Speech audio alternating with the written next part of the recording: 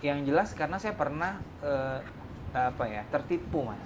Oke. Hipnotis bisa membantu orang yang punya pengalaman luka batin pengasuhan, trauma, stres, fobia, masalah percintaan, masalah pernikahan.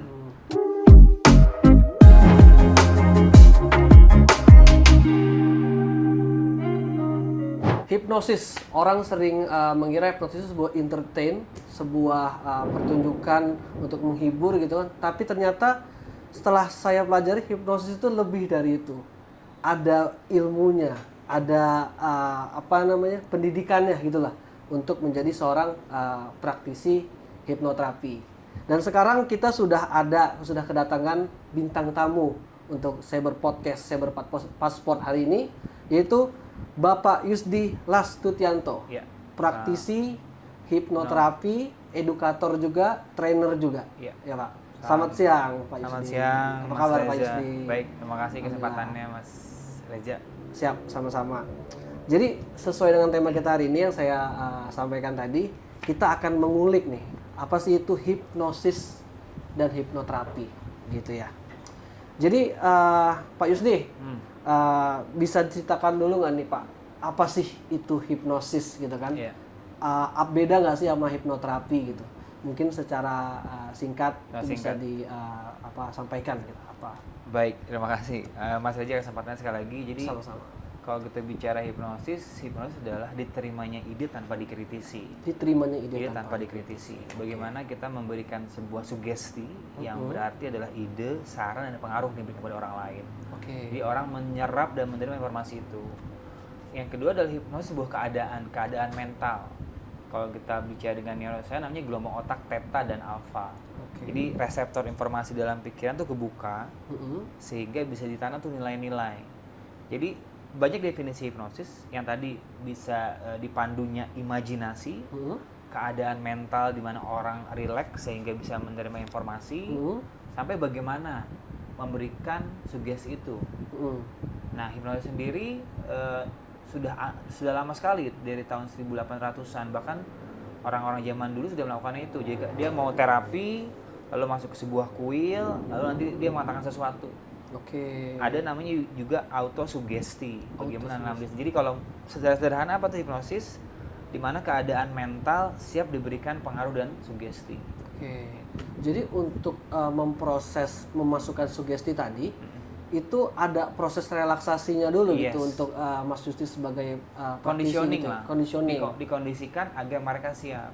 Karena ibaratnya pikiran itu kan kayak kayak rumah gitu ya. Kayak rumah, tentu di dalam rumah itu harus menjaganya. Ada namanya area kritis. Jadi kalau sugesti langsung itu saya akan memberikan saran langsung sama Mas Reza, nggak boleh begini-begini, langsung tuh direct. Tapi kalau hipnosis kita membuat si satpam mental, bahasanya area kritis itu untuk siap dulu menerima ide. Jadi bagaimana orang mengizinkan saya membuka pintu gerbangnya untuk masuk ke memori jangka panjangnya kalau kita bisa bicara psikologi. Tapi kalau di hipnoterapi kita bicara namanya pikiran bawah sadar. Apa tuh pikiran bawah sadar? Sebuah dunia dalam otak kita yang di situ tersimpan banyak memori, nilai, keyakinan, pemikiran, kenangan-kenangan, kebiasaan. Nah, hipnosis berbicara dengan pikiran bawah sadar itu. Untuk diprogram ulang, untuk diubah, untuk ditanam hal-hal baru. Dan kenapa hipnosis? Karena kita nggak bisa langsung. Karena kenapa langsung? Orang masih punya selective thinking. Tapi dengan hipno, dengan cara yang persuasif, dengan edukasi tentang gelombang otak, dengan keadaan rileks tadi, dengan kondisi orang yang memang siap, ya kita bisa masuk untuk menanam nilai dan program ulang. Siap. Saya mengerti itu. Tapi ini anggap saya pertanyaan awam ya, Pak Yusdi. Anggapnya pertanyaan awam. Berarti kan kita harus masuk ke alam bawah sadarnya dulu, si orang yang ingin diterapi itu gitu kan, agar bisa menerima informasi itu ya. Tapi yang kita tahu nih sebagai orang awam, hipnosis itu kayak kita lihat di entertain ya, di TV ya, itu kan kayak centingin tidur, terus ngeliat tisu dibakar tidur. Prakteknya semudah itu atau lebih ribet lagi kalau hipnoterapi? Atau seperti apa kalau praktek? Baik, jadi gini, di hipno itu dibagi 3 kategori orang yang bisa menerima sugesti. Ada namanya suggestible. Suggestible. Ada orang yang siap bisa diterima, cepat, ada yang moderat, ada yang susah. Yang susah itu biasanya mereka punya pengalaman-pengalaman yang tidak menyenangkan terkait tema-tema hipnotis. Ditipu, dibohongin. Berarti ada si satpamnya dia, bahasanya penjaga mentalnya itu badannya gemuk. Jadi nggak bisa masuk, itu susah. Susah ya? Susah. Ada moderat. Ada moderat berarti dia bisa, cuman ada cara tertentu dengan orang tertentu. Gitu ya. Ada yang mudah. Yang mudah itu mengizinkan. Biasanya orang nggak enakan. Jadi memang kita perlu juga membahas tentang mekanisme pertahanan diri seseorang. Nggak semua orang bisa. Lalu bagaimana yang di TV itu? Kok bisa ada orang disuruh apa-apa, disugesti bisa? Di awal proses itu ada namanya tes sugestibilitas. Jadi saya pengen tahu nih, Mas Reja ini orangnya sugestif nggak? Coba Mas, tangannya begini. Ikutin saya. Nah, kalau Mas ikuti saya, kan berarti ini orang bisa nih dipandu imajinasinya, bisa diarahkan pemikirannya. Nah, kalau dipertunjukkan gitu ya, nggak semua subjek, kita bicara subjek. Kenapa namanya subjek bukan objek? Karena orang bisa menentukan aku mau atau tidak. Jadi subjek itu dipilih di belakang layar. Mana nih? Diseleksi dulu. Talentnya mana nih? Diseleksi dulu. Karena kalau talentnya di depan layar pasti lama. Nanti ada tes imajinasi bahasanya gitu ya. Bisa nggak membayangkan jeruk nipis? Oh bisa, apa kayak gitu. Atau nanti tangan itu di belakang layar, memang itu nggak dimunculkan. Tapi dalam seni pertunjukan gitu ya, untuk mencari orang yang suggestible, ya, itu memang nggak diketahui orang. Tapi kalau di TV, wah dia bisa cerita rahasianya. Jadi maksud saya, seorang itu kan tadi saya sampaikan punya mekanisme pertahanan diri ya. Dia ngejagain nggak semua informasi bisa keluar. Nah kalau di seni pertunjukan, tim kreatifnya yang nanya ke setelannya, mau masuk TV nggak? Iya. Ada namanya yes set conditioning. Mau masuk TV nggak? Mau masuk TV ya? Iya. Mau dapat uang ya? Iya. Mau muncul dikenal banyak orang dengan TV kan? Iya. Uang 10 juta? Iya. Nah itu secara tidak sadar ada namanya subconscious agreement. Pikiran bawah sadar menyetujui, sama kayak dibajak. Jadi artinya ada iming-iming yang diberikan oleh seseorang di TV ya, yang akan didapatkan orang kalau kamu ikut yang dikatakan sama si penghipnotisnya misalkan. Jadi kalau di TV tentu selektif. Saya ibarat seorang sutradara akan mencari aktor. Mana nih? Nggak semua Mas. Kalau semua orang bisa dihipnotis, saya nggak perlu jadi trainer Mas. Mas bagi uang Mas ya. Karena kan kalau TV itu kan konsepnya entertain orang ya. Gitu kan. Kalau ini praktisi hipnoterapi ya kan, itu ada ilmunya gitu kan, dan banyak sekali kebutuhan-kebutuhan yang bisa gitu kan diaplikasikan melalui hipnoterapi gitu. Oke, Mas. Menurut Mas Yusdi nih, dari pengalaman Mas Yusdi kan, apa sih yang membuat Mas Yusdi itu tertarik gitu sama dunia hipnoterapi? Mungkin dulu pernah ikut seminar mungkin, atau pernah tertarik sama tokoh apa gitu kan? Jatuh. Yang jelas karena saya pernah tertipu Mas. Jadi saya pernah punya teman dulu tuh kayak ada zaman Kaskus. Ada orang jual mobil, tapi saya bingung. Tiba-tiba teman saya itu ada di ATM, dia cari orang yang punya ATM mandiri dan ada saya di situ, datang, tolongin gue dong, dia bilang gitu kan. Dan entah bagaimana ke orangnya nggak rasional ya, dia jual mobil di Kaskus, tiba-tiba ada orang telepon dari Kaskus, kalau mau bayar saya harus ini dulu nih, harus transfer pakai ATM saya, dipandu untuk bikin kode-kode. Saya pun karena teman saya nggak enak gitu kan, kok bisa ya kita maaf ya bahasanya sebodoh itu gitu ya, mengikuti sebuah alur di mana alur itu kan nggak logis. Masa ada orang jual barang tapi untuk menjual barangnya dia harus transfer sedemikian uang. Lalu kita sepakat, kita terhipnotis semuanya. Itu yang namanya hipnotis. Lalu kenapa saya nggak kritis saat itu, nggak bilang sama teman saya jangan itu tahun 2013 tuh. Akhirnya di situ ada era hipnotis Mas, ada era orang belajar hipnotis dengan mudah. Ya saya ikutlah pelatihannya. Beneran nggak sih? Rupanya hipnotis adalah cara orang untuk membuat dirinya agar dianggap tidak bodoh. Ya saya ikut workshopnya dan segala macamnya. Lalu dalam perjalanannya, ternyata hipnotis bisa bantu orang. Ya berdiri sendiri ya. Saya pernah mengalami dalam kehidupan self-esteem rendah, percaya diri rendah. Makanya ada sugesti itu, afirmasi. Dari situ saya bilang Jadi karena pikiran bawah sadar adalah tanah yang subur, apapun yang saya katakan akan terisa dengan baik. Lalu di sesi kelas, hipnotis bisa membantu orang yang punya pengalaman luka batin pengasuhan, trauma, stres, fobia, masalah percintaan, masalah pernikahan, kecanduan, adiksi, terus kecemasan. Ternyata memang ketika saya pelajari, oh iya. Dan ini kenapa saya tertarik, ini adalah ilmu yang tidak dipelajari di kampus gitu ya. Kalau di kampus psikologi, tapi rupanya hipnoterapi beririsan dengan psikologi. Ya, beririsan ya. Makanya ada hipnoterapi, hypnoselling, hypnobirthing, hypnotic public speaking, hipnometafisika, Mas. Itu yang kesurupan-kesurupan. Karena dia banyak irisannya. Nah, saya suka tuh. Dan udah gitu yang kedua, saya memang suka ngobrol sama orang gitu. Suka ngobrol sama cerita. Ya udah dari situ, dan memang ternyata secara finansial saya mendapat keuntungan. Tadi ada orang, dia kan orang stres gitu, stres banget. Lalu dia nggak bisa menghentikan cara berpikirnya. Hipno dengan ide relaksasi, dia bisa bantu.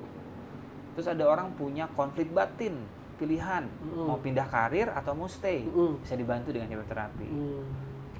Ada lagi inner child, bagaimana berkomunikasi. Jadi hipnosis itu adalah salah satu keajaiban dunia yang definisinya tuh bisa digunakan di banyak profesi, bisnis, marketing, dokter pakai, Mas. Dokter itu pakai untuk mental anestesi. Bagaimana orang di anestesi lokal tanpa dibius, pain management, hypnobirthing, dan saya sunat hipnohitan pakai juga. Jadi karena definisinya banyak, yang memanfaatkan juga banyak, akhirnya saya memilih jalur sebagai trainer, membantu orang-orang yang pengen punya kemampuan lebih gitu dari profesinya. Gitu. Panjang kan? Kalau katanya kenapa sih? Ya itu, ya secara finansial saya juga dapat uang dari sini, saya nggak bisa bohong itu. Berarti tadi Mas Uzi bercerita kalau dulu pernah tertipu ya. Berarti seharusnya nih sobat Insan Saber ya, saya jadi trainer hipnoterapi juga deh, karena saya pernah ketipu juga. Saya pernah kehilangan sejumlah uang puluhan juta. Tapi saya nggak tahu sih apakah itu terhipnotis atau memang kebodohan saya. Tapi saya waktu itu tanda kutip ya, kebodohan ya.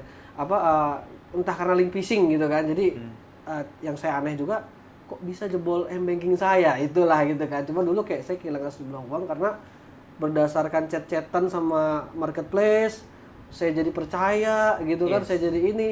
Akhirnya jadi fenomenanya itu adalah tadi, Mas, area kritis, rasionalisme itu nggak bekerja. Ibaratnya gini, ini yang unik, ini dialogis, ini emosi, Mas. Jadi ketika orang dipengaruhi, kan itu dipengaruhi, Mas. Emosi berperan. Lalu emosi ini ya entah iming-iming, ya apa sesuatu. Jadi artinya emosi membajak logika. Jadi ketika emosi membajak logika, itu hipnosis. Mas pernah jatuh cinta nggak? Pernah. Itu hipnosis. Makanya karena definisinya banyak, kalau orang pernah jatuh cinta, kan kalau orang jatuh cinta kan lihat orangnya nggak ada, tapi lihat jendela gentengnya itu kan bahagia banget. Kan nggak logis. Jadi jatuh cinta itu adalah hipnosis. Hilang karena daya logisnya di kejadian Mas itu adalah emosi membajak. Nah, emosi itu kan pikiran bawah sadar. Betul. Jadi pikiran bawah sadar membajak. Jadi kalau ada orang udah nggak kritis lagi karena iming-iming, kasihan, Mas, kasihan berlebihan, empati berlebihan, takut berlebihan, sedih berlebihan, marah berlebihan, itu keadaan hipnotik. Karena apa? Itu fungsi bawah sadar sedang aktif. Oh iya. Gitu. Jadi sekritis-kritisnya orang sebenarnya bisa berpotensi juga terhipnosis. Dan itu natural. Gitu ya, natural. Oke, Mas Yusdi, menarik banget ya obrolan tentang hipnosis ini, baru di awal-awal nih ya kan. Terus kalau kita lihat nih secara orang awam gitu kan, hipnosis yang kita sering lihat kan di TV gitu kan. Nah, apa sih bedanya hipnosis yang ada di TV sama hipnoterapi jenisnya gitu loh, dari hipnosis itu sama hipnoterapi mungkin untuk menyembuhkan tadi ya, untuk berbagai macam kebutuhan tadi gitu. Apa sih bedanya? Apakah kalau yang di TV itu tadi yang sesuai entertain doang dan memang prosesnya seperti itu gitu kan, atau seperti apa gitu? Ya, jadi pemanfaatan hipnosis itu ada 3. Ada tadi stage, pertunjukan, hiburan. ada untuk pemberdayaan diri, motivasi, ada untuk klinis. Nah, justru teman-teman di stage hipnosis dibutuhkan untuk apa? Untuk memberikan informasi bahwa pikiran bawah sadar itu adalah kekuatan yang luar biasa jika diaktifkan. Makanya pertunjukan seperti misalkan lucu-lucu, lupa nama, televisi dan segala macamnya itu dibutuhkan untuk menjelaskan bahwa bagaimana pikiran itu ibarat tanah yang subur. Jadi ditanam apa saja dia akan berpengaruh, tapi konteksnya memang pertunjukan.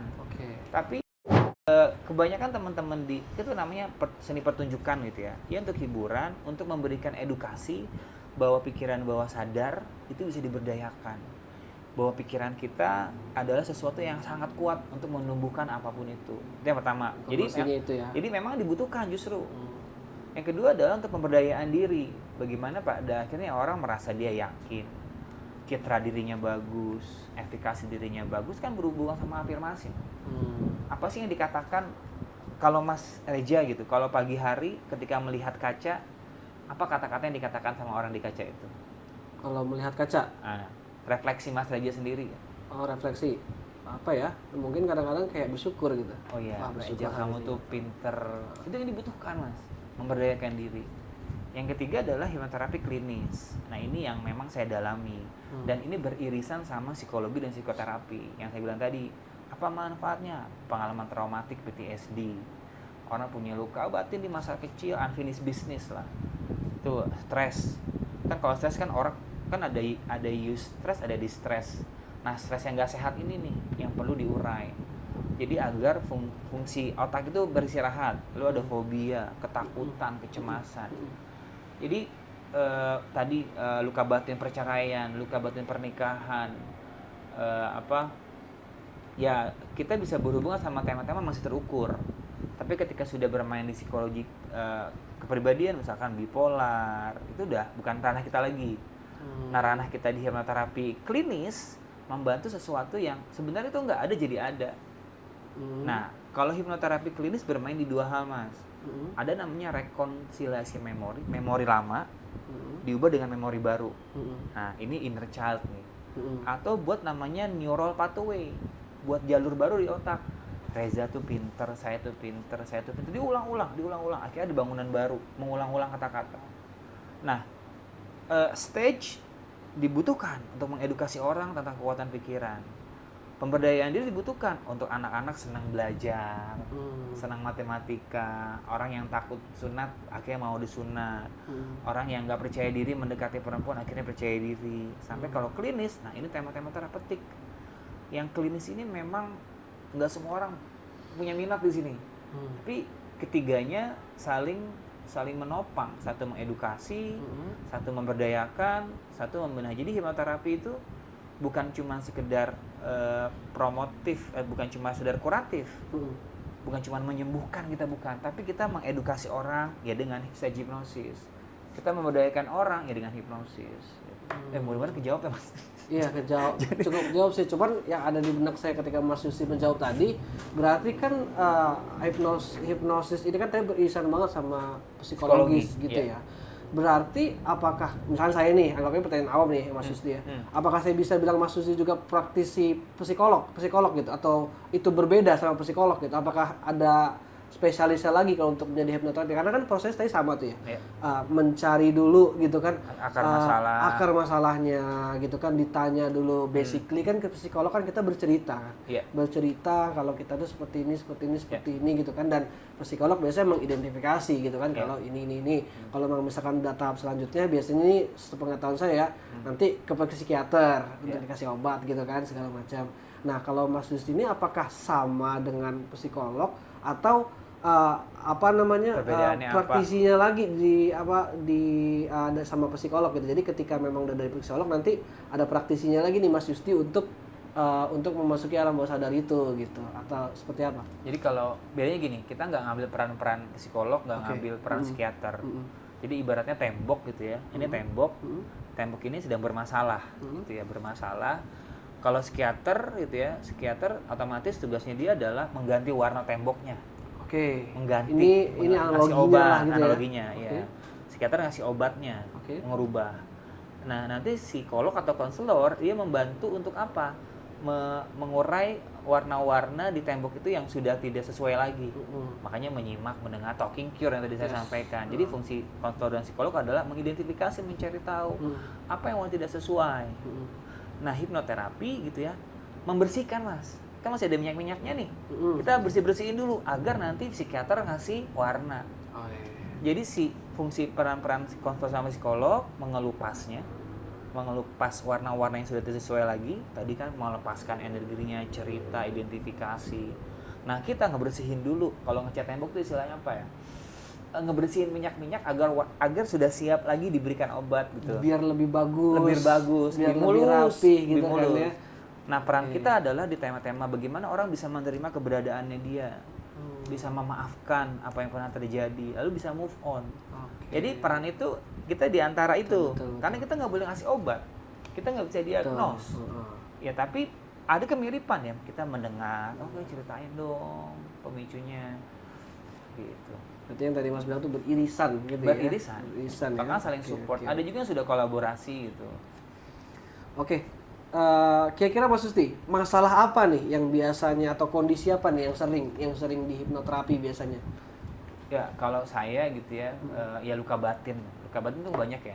Ada luka batin pengasuhan, ada luka batin percintaan, ada luka batin pernikahan, ada trauma. Trauma kan berhubungan sama bully.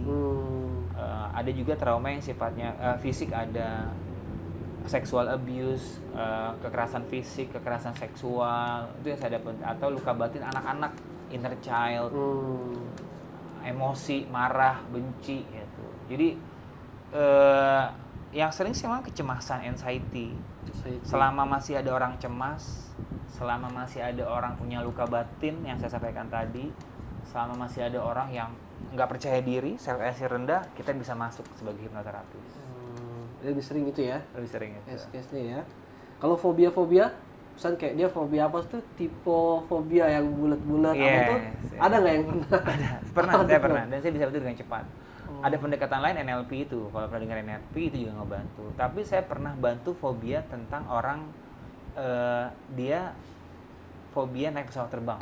Fobia naik pesawat terbang. Jadi dia berkonsultasi, Mas Yusdi, saya tuh punya pengalaman kalau misalkan ada turbulensi itu akhirnya membuat dia nggak nyaman gitu ya. Nah dari situ dia fobia pesawat terbang. Tapi dia cerita bahwa dari kejadian itu membuat dia nggak produktif.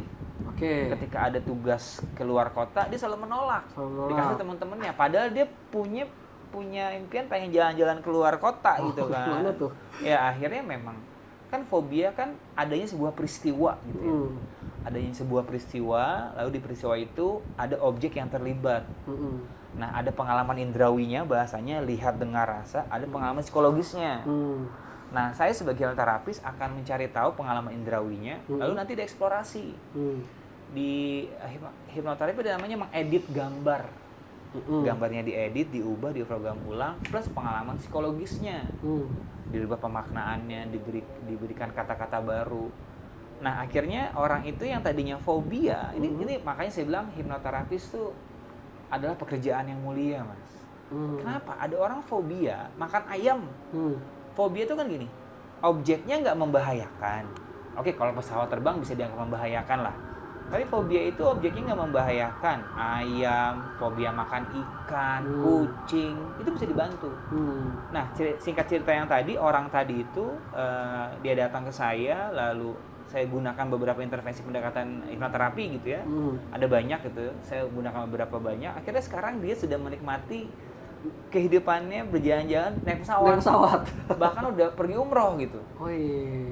Jadi maksud saya jika sekarang ada insan cyber yang punya customer ya klien, lalu dia berbicara tentang dia punya tema fobia di pesawat terbang, ya hipnoterapis bisa bantu. Nggak harus ke saya, tapi teman-teman saya ada di organisasi Mas, namanya PKHI, Perkumpulan Komunitas Hipnotis Indonesia, mereka bisa bantu.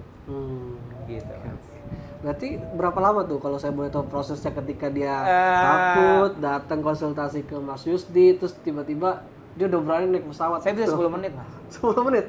Maksudnya sekarang saya nih, takut naik pesawat Mas, saya mau ada dinas, saya datang nih Mas, saya takut naik pesawat, 10 menit, saya langsung berangkat tuh? Nah, tapi gini, Mas Reji harus bedain dulu mana itu apa sih bedanya takut, fobia sama cemas. Oke.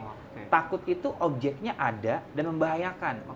Orang bawa pisau, ada ular, tahu nih, karena objeknya itu bikin nyawa terancam. Itu takut tuh. Takut ya. Fobia objeknya nggak membahayakan, Mas. Tapi ada, makanya fobia rambutan, kucing. Ada pengalaman kan, ulet bulu.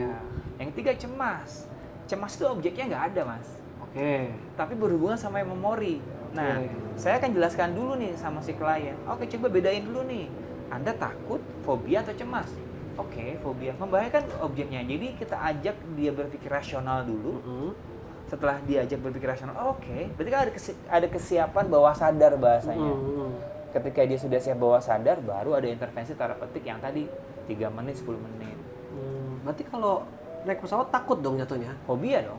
Objeknya ada pesawat. Tapi kan membahayakan. Makanya kita lihat dia berpikir bahwa naik pesawat ini membahayakan atau tidak. Dikulik lagi. Kalau dia bilang nggak membahayakan, kenapa? Karena orang aman semua, nyaman semua. Nah, faktor takutnya kita akan cari tahu apa yang dia khawatirkan persisnya. Kan dia akan lihat orang kanan kiri kan, pesawat terbang ini, tapi ada lagi yang kedua namanya pain and pleasure question, Mas. Rasa sakit dan rasa aman yang akan terjadi kalau dia memilih sebuah keputusan. Apa rasa sakitnya kalau Anda tetap bertahan dengan fobia ini? Ya, nggak bisa jalan-jalan melalui cyber dong, kan? Terus rasa amannya apa? Ya kalau saya bisa melepaskan fobia ini, saya bisa kemana-mana. Nah itu kan alasan yang perlu diperjuangkan oleh orang itu, makanya bisa cepat. Ya. I see.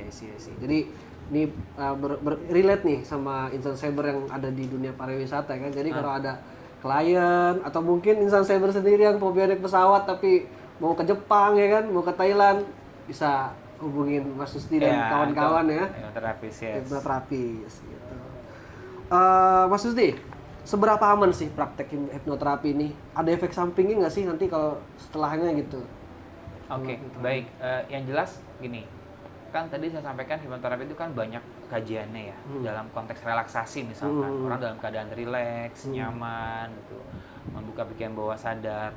Tentu berhubungan sama neuroscience, berhubungan sama hormon-hormon. Jadi orang yang stres kerja mulu, Mas. Pernah lihat nggak, Mas? Ada orang yang kerja workaholic mulu, ya. Workaholic.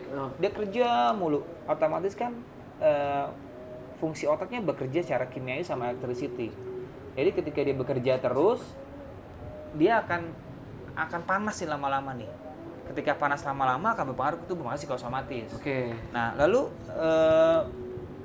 dalam konteks itu dibutuhkan, nggak berbahaya karena menciptakan hormon namanya hormon melatonin, hormon istirahat. Jadi ketika ada istirahat, nanti ada lagi hormon endorfin, kebahagiaan. Karena kan kalau hormon stres kan serotonin ya, orang nggak bagus juga, tapi orang butuh stres.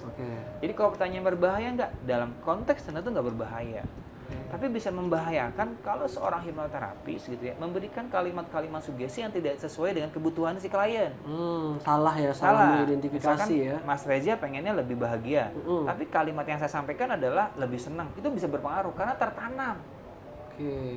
Jadi semua pasti ada ukurannya, Mas. Kalau berlebihan nggak bagus juga. Ya artinya membahayakan, bisa jadi membahayakan. Karena apa?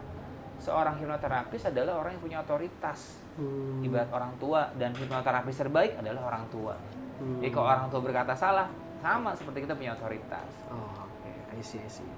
Kalau misalkan sobat insan cyber tuh ada yang merasa butuh psikolog atau butuh ke praktisi hipnoterapi, datang aja gitu kan ya. Biar karena kita tuh butuh cerita, butuh dituangkan gitu kan segala macam. Melepas gitu kan. Dan itu di luar negeri ya, di Indonesia itu sudah masif ya gitu ya. Jadi di Indonesia ini jadi harus lebih ini lagi nih ya, lebih bahkan diarahkan kan kalau di negeri kalau ada orang yang mengalami gangguan kesehatan mental, stres, itu diarahkan melalui asuransi dari pemerintahnya, datang nih ke, kalau kita sekarang bahasanya adalah pegawai psikososial ya, silakan datang konsultasi. Cuman di Indonesia berarti kemarin program mobil curhat tuh bagus ya, Mas? Iya. Bagus banget. Oke. Menarik banget sih sebenarnya nih Mas Yusdi nih. Cuman kita udah di penghujung kali ya pertanyaannya ya. Karena kalau kita kulik masih banyak ya, ya kan ya. Tapi tadi udah banyak yang cukup menarik dan mudah-mudahan Insight Cyber bisa ambil ya yang positifnya.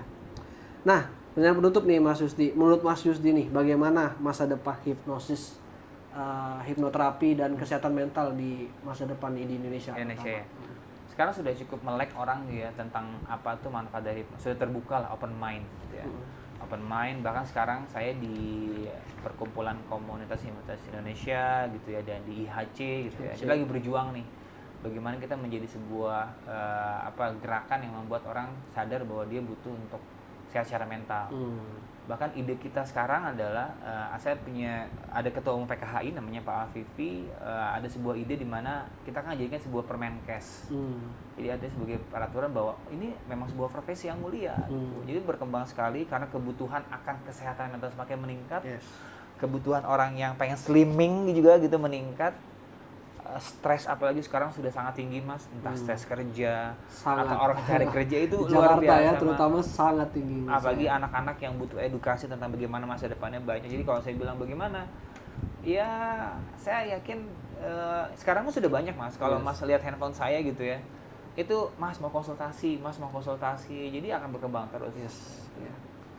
Apa nih saran dari Mas Yusdi nih untuk orang-orang yang mungkin ya ingin belajar untuk menjadi praktisi hipnoterapi seperti Mas Yusdi dan teman-teman nih? Apa saran kira-kira itu? Iya, pertama ikut lembaga kursus pelatihan yang memang resmi dari pemerintah gitu ya.